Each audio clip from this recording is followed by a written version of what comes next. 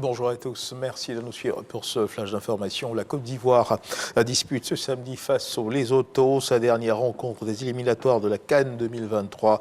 Les éléphants et les crocodiles du Lesotho s'affrontent donc ce samedi 9 septembre au flambant en 9 stades. Laurent Pokou, d'une capacité de 20 000 places, qui se trouve dans la commune de San Pedro. La rencontre débutera à 16h heure locale. Ce match compte pour la 6e journée des éliminatoires de la Coupe d'Afrique des Nations 2023. Et justement, après 4 ans de travaux, le stade Laurent Pokou de San Pedro est désormais fonctionnel. Hier, vendredi 8 septembre, le ministre des Sports, au nom de l'État de Côte d'Ivoire, a procédé à l'inauguration de ce joyau architectural. Les précisions dans ce reportage de Salif Ouattara. Par ce geste symbolique, le ministre des Sports, Paulin Claude Danho, accompagné du ministre gouverneur du Bassa-Sandra, Légré Philippe, et de l'ambassadeur de Chine en Côte d'Ivoire, ouvre officiellement les portes du stade Laurent Pokou de San Pedro. Accompagné des membres de la famille Ndri Pokou, la délégation a ensuite eu droit à une visite guidée du stade.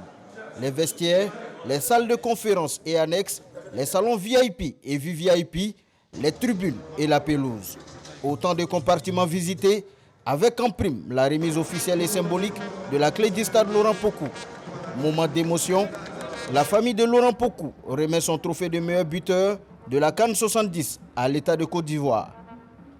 En donnant le nom de Laurent Pokou à ce majestueux stade de 20 000 places, construit à l'occasion de la CAN 2023, le gouvernement de Côte d'Ivoire, comme je l'ai dit, voudrait rendre un vibrant hommage à tous les sportifs,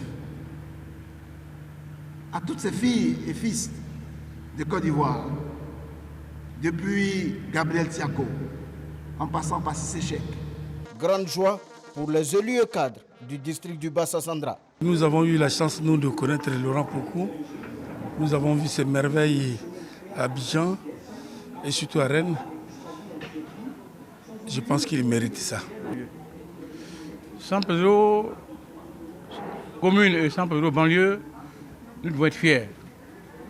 Chef de l'État nous a construit un stade splendide. C'est un sentiment de fierté, de joie, de considération par le président de la République, son Excellence Alassane Ouattara, qui a permis que nous ayons vraiment ce monument chez nous à San Pedro.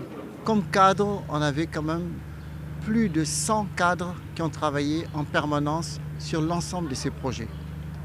L'ensemble de tous les ouvriers, que ce soit des carreleurs, des maçons, des électriciens, des peintres, ce sont des entreprises sous-traitantes ivoiriennes avec lesquelles nous avons travaillé. Démarré le 23 février 2019, pour un coût global de 42 milliards, les travaux du stade Laurent Pokou de San Pedro ont duré 4 ans. Plus de 1000 travailleurs ivoiriens et chinois ont travaillé au couronnement de cet édifice de 20 000 places. Et le district autonome de la vallée du Bandama, dans sa quête d'apporter le bien-être aux populations locales, a organisé un atelier sur le guide des atouts et potentialités économiques, culturelles et touristiques du dit district, en collaboration avec la chaire UNESCO Anticipation, Prospective et Territoire durable de l'Université Alassane Ouattara. Cette rencontre vise à recueillir les contributions et observations des membres des différentes couches sociales à Bouaké avant la mise en œuvre de ce guide. Dans l'actualité internationale, la terre a tremblé au Maroc, dans le centre du pays, dans la région de Marrakech, à une magnitude de 7 sur l'échelle de Richter dans la nuit d'hier à aujourd'hui.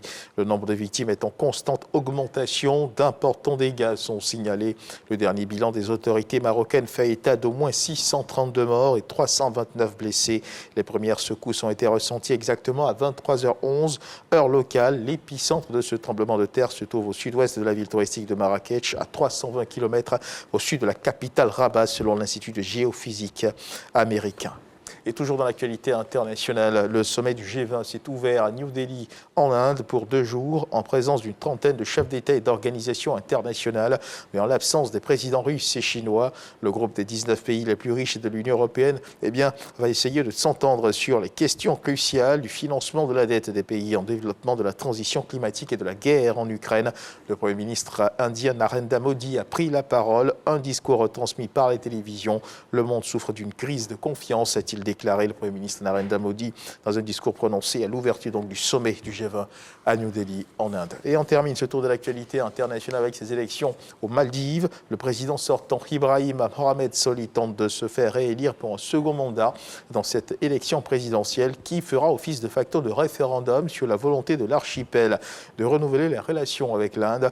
En décembre dernier, Abdullah Yameen, principale figure de l'opposition, a été condamné à 11 ans de prison pour corruption et blanchiment. L'ex-homme fort des Maldives n'a pas été autorisé à se présenter à la présidentielle. Voilà qui marque la fin de ce flash d'information. Merci de nous avoir suivis. Je vous retrouve à 13h pour le journal.